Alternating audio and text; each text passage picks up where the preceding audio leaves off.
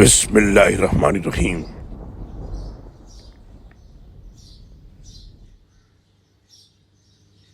آپ سے پوچھتے ہیں کہ ان کے لیے کیا کچھ حلال ہے؟ آپ کہیے کہ تمام پاکیزہ چیزیں اور ان شکاری جانوروں کا شکار بھی جنہیں تم نے سدھایا ہو، جیسے اللہ نے تمہیں سکھلایا ہے۔